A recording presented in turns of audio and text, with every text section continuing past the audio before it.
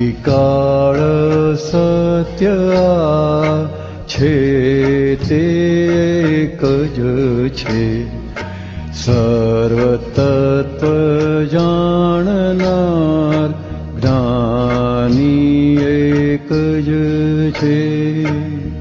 તપની મમતા તેજ કર્મ ફાંસી, મોસમ બદલતી બારમાસી હાંસી.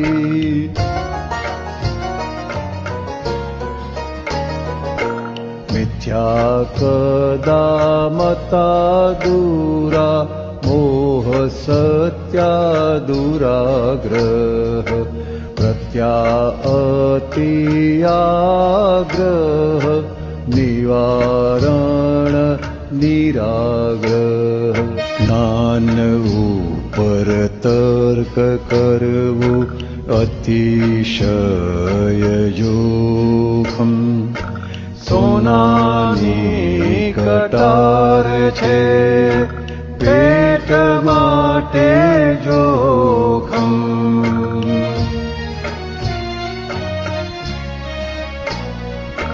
બુદ્ધિનો વિષય નથી અબુધ મોઘમ, કમાણી ગણાય નહીં ભેલાડે તે ધરકમ.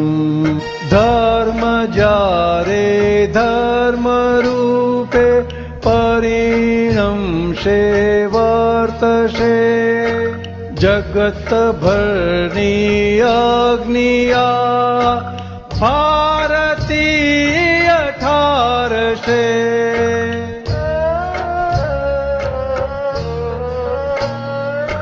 ભાવ ભક્ત ભજનિકના સુરા જપને તપ, સુચરણ પદયો પર કરુણા ટપક ટપ. જય સચ્ચિદાનંદ. જય સચ્ચિદાનંદ.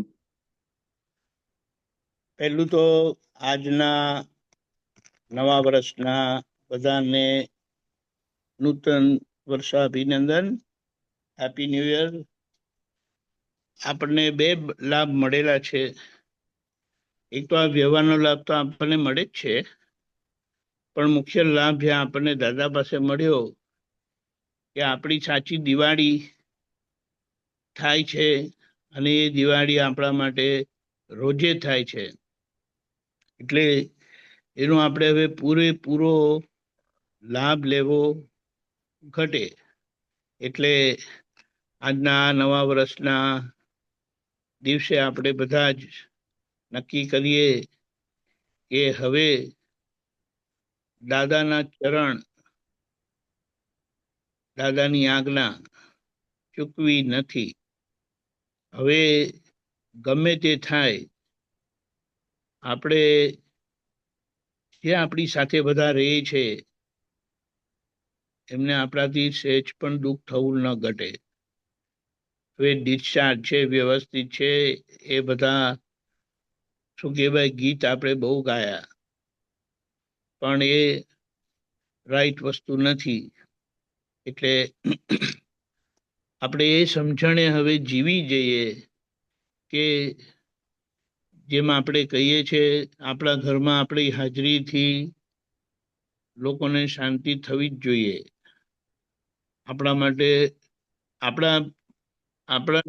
આપણી અંદર કોઈના માટે કોઈ પણ જાતનું કિંચિત માત્ર પણ સ્પંદન ઉડે નહીં ને એની ખૂબ જાગૃતિ રાખવી જોઈએ. યસ, આપણે કહીએ પણ નિશ્ચય નિર્ણયથી એટલો બધો પ્રોમિનન્ટ આપણે કહીએ કે અસર થાય છે ને, કે આપણે કહીએ કે ખાલી બધી વાત બરાબર છે, પણ આપણે આના પર ખૂબ વિચાર માંગી લે છે કે આવા દાદા આપણને મળ્યા છે, તો હવે આપણે એ દાદાને જીવી જાણીએ. આપણ તો આપણે કહે ને અપૂર્વ, અનન્ય, ન ભૂતો ન ભવિષ્યતિ, એ બધા વિશેષણો આપણે બોલીએ છીએ, પણ આજે આપણા થકી આપણા જ ઘરના લોકોને સેજ પણ થાય. આમાં એક જ વસ્તુ છે, મને એવું સમજાય છે, તમે તપમાં છો ને તો જાણજો કે કંઈક વાત બરાબર છે, અને તમે બીજાને તપાવતા હશો તો જાણજો કે વાત ખોટી છે. અને કેમ કરીને સામાન્ય આપણા થકી બિલકુલ અડચણ ના પડે, બિલકુલ તકલીફ ના થાય. એટલે એમ આપણે કહીએ છીએ કે દાદાએ આપણને ઘડીને મૂર્તિ બનાયા છે, પણ આપણે કહીએ કે ખરેખર દાદાએ આપણે એમના જેવી સજીવન મૂર્તિ બનાવી છે. હવે સજીવન મૂર્તિ, જીવતી મૂર્તિ એટલે શું? તો કે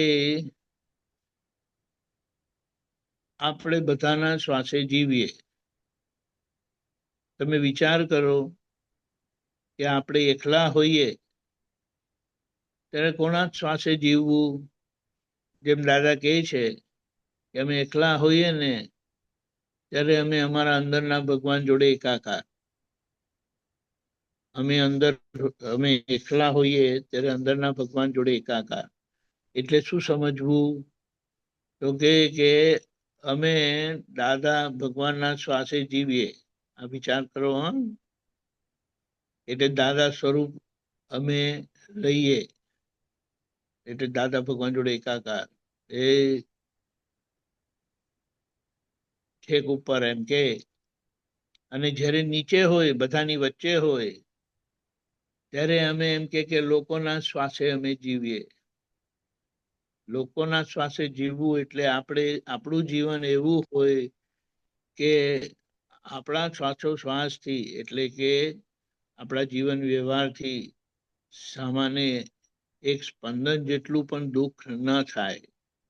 હવે આપણે ખાલી તપાસ કરીએ કે આપણું જીવન કેટલા ટકા દાદા ભગવાન જેવું થયેલું છે. ગભરામણ થશે, ગભરામણ થાય એવી વાત છે. એટલે કે તો હવે આપણે શું કહીએ? બસ દાદા આપણા પગલે પગલે હવે ચાલવું છે, અને કોઈ વાતને આમ જ મૂકી નથી દેવી. એ નાન્યમાં નાની ભૂલ હોય તો એ પ્રતિક્રમ કરવા વગર જાય નહીં. દાદા કહે છે કે અમે અમારા અંદરના દાદા ભગવાન જોડે એવા એકાકાર રહીએ છે. હવે એકાકારપણું પણ એમને પ્રમાણિત કર્યું કે નાનામાં નાની ભૂલ જે દાદા બતાડે અંદરના પ્રજ્ઞા શક્તિ સ્વરૂપ આપણી અંદર, એમને જે દેખાડતા હતા, એમને કીધું કે અમે એ ભૂલના પ્રતિક્રમણ ક્યારે ચૂક્યા નથી. અને એ અંદરના દાદા અમને અમારી છે કેવળ જ્ઞાનમાં શું બાધારૂપ થાય છે ને, એ ભૂલ બતાડે છે, પણ એ ભૂલ આજે સમી થાય એવી નથી, કારણ કે આ કળિયુગનો સમય છે. હવે એ વિચાર કરો કે દાદા આપણને એમ કે છે કે એમનું કેવળ જ્ઞાન ક્યાં અટક્યું છે, કેમનું અટક્યું છે ને, એ દાદા ભગવાન એમને ભૂલ બતાડે છે. એટલે અનુભવમાં કેવળ દર્શન છે, અને દર્શનમાં જ્ઞાનમાં ઓલમોસ્ટ ટચિંગ કેવળ જ્ઞાન. અને એમ કે અમારા પ્રતિક્રમણ એ થાય છે. હવે આપણા પ્રતિક્રમણ તો બિલકુલ આપણા ઘરના લોકો જોડે, નજીકના લોકો જોડે, સંપર્કમાં આવેલા લોકો જોડે આપણા કેવા સ્પંદનો ઉડે છે. એટલે ટૂંકમાં આપણે કહીએ, આ દિવાળી અને આ નવા વર્ષના દિવસે આપણે સૌ મહાત્મા પાક્કો નિશ્ચય કરીએ કે હવે આ જગતના લોકોને દાદા એક આયા હતા, પણ હજારોની સંખ્યામાં આ જગતના લોકોને દાદા ભગવાન મળે એવા આપણે દરેક મહાત્માઓ દાદાના જેમ જીવી જઈએ. કેવી રીતે? તો તે કે દરેકના વ્યવહાર પ્રત્યે આપણે નિસ્પૃહ, એટલે એમનો ગમે તેવો વ્યવહાર હોય આપણને નડે નહીં, અડે નહીં, આપણે એમના માટે કોઈ શું કહેવાય ફરિયાદ નહીં, કોઈ કમ્પ્લેન નહીં, અને એમના કલ્યાણ અર્થે શુદ્ધાત્મા પ્રત્યે સંપૂર્ણ સસ્પૃહ. હવે આ બે વસ્તુ થઈ તો આ કલ્યાણનો ભાવ અને હેતુ આપણને બધા જોડે પ્રેમ સ્વરૂપ બનાવશે. એ દાદા જીવી ગયા.